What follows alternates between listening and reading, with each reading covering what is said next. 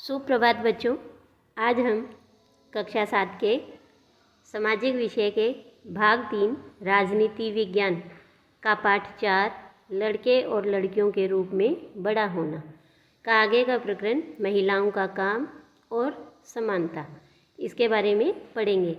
लेकिन इससे पहले हमने 2 उदाहरण देखे थे कि एक 1920 में सामोआ द्वीप में जो बालक हैं वो कैसे बड़े होते हैं, और 1960 में भारत के अंदर, भारत के मध्य प्रदेश में लड़के हैं वो पुरुषों के रूप में कैसे बड़े होते हैं, और जो लड़कियां हैं वो समूह बनाकर क्यों चलती है, लड़के और लड़कियों में क्या अंतर किया जाता है।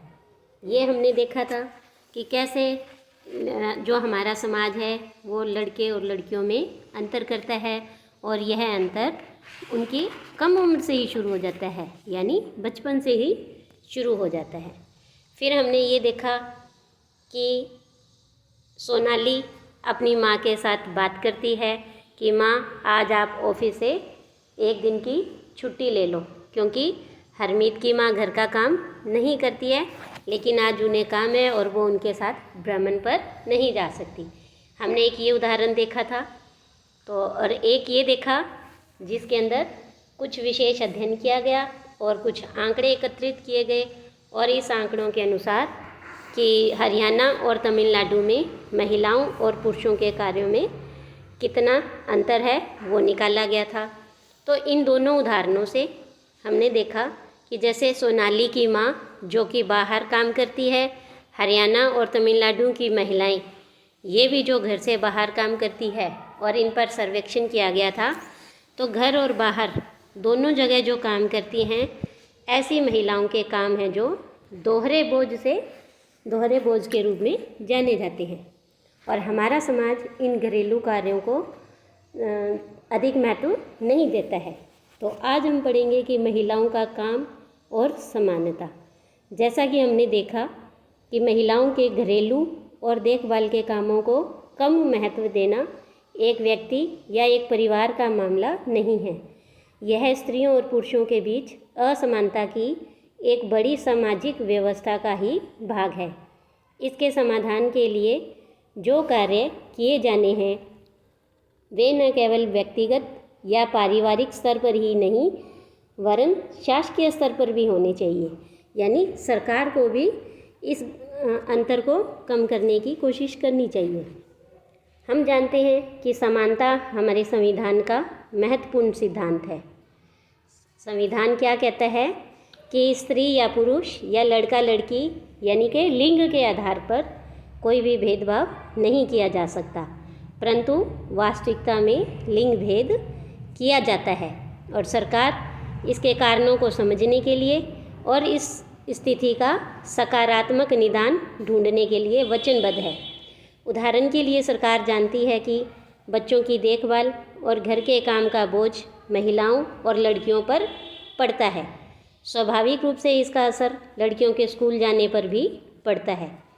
देखो, अगर घर का काम होता है या फिर मानो जैसे माँ बीमार है तो माँ बेटी को ही कहती है कि आज विद्यालय से अवकाश ले लो और घर पर मुझे थोड़ा काम है।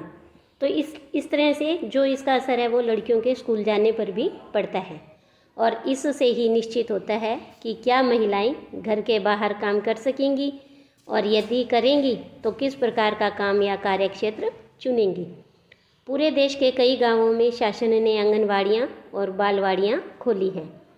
शासन ने एक कानून भी बनाया है जिसके तहत यदि किसी संस्था में महिला कर्मचारियों की संख्या 30 से अधिक है तो उसे वैधानिक रूप से बालवाड़ी यानी क्रैश की सुविधा देनी होगी। बालवाड़ी की व्यवस्था होने से बहुत सी महिलाओं को घर के बाहर जाकर काम करने में सुविधा होगी, और इससे बहुत सी लड़कियों का स्कूल जाना भी संभव हो सकेगा। तो देखो, यहाँ आपको एक ये चित्र दिखाया जा रहा है जिसमें कि ये आंगनवाड़ी का है। देखो इसमें कैसे जो बच्चे हैं वो आए हुए हैं, और कैसे ये जो महिलाएं हैं वो आंगनवाड़ी में कार्य कर रही हैं। इसके बाद देखिए यहाँ पर आपको एक और चित्र दिखाया जा रहा है। इस चित्र में ध्यान से देखेंगे तो आपको कुछ यहाँ पर दिखाई दे रहा है कि जैसे इस पहले चित्र में नीचे देखिए कि महिलाएं हैं वो खेतों में काम कर रही है, यहाँ वो घर से बाहर वाहन पर जाकर कुछ कार्य कर रही हैं, और घर पर बच्चों का पालन पोषण है ना, और यहाँ अदालत में वकील की भूमिका में है, और ऊपर आंदोलन वगैरह के लिए समाज की भूमिका, समाज में भी कार्य कर रही हैं। तो देखो यहाँ कुछ लाइनें लिखी हुई है कि मैं हर कहीं मौजूद, मेरी अनदेखी और नहीं संभव, यानी मैं हर कार्य क्षेत्र में, कोई भी कार्य है चाहे वो घर के बाहर है या घर के अंदर है, हर कार्य करती हूँ और नहीं संभव, कौन सी वह तुम्हारी उपलब्धि जिसमें मेरा नहीं यह भाग। यानी कि आपने कौन सा ऐसा काम किया है, मतलब पुरुषों द्वारा किए जाने वाले हर कार्य क्षेत्र में महिलाएं भी बराबर भूमिका निभा रही हैं। औरत को चाहिए अपना अधिकार, है ना। तो आगे देखो एक चित्र और है, ये देखिए कि यह पोस्टर बंगाल की महिलाओं के एक समूह ने बनाया है, और देखो कि कैसे एक महिला है वो घर के भी काम कर रही है, रसोई के, सफाई, बर्तन, गोद में बालक, पानी भरने जाना। तो देखो कि एक महिला और कितने काम हैं। तो क्या आप भी कोई एक अच्छा सा नारा इस पोस्टर को देखकर बता सकते हैं? देखो मेरे तो जो दिमाग में है वो ये आ रहा है कि एक जान 100 काम। तो आप भी सोचिए, और कोई अच्छा सा नारा हो तो मुझे बताइए। तो आज के लिए इतना ही, धन्यवाद।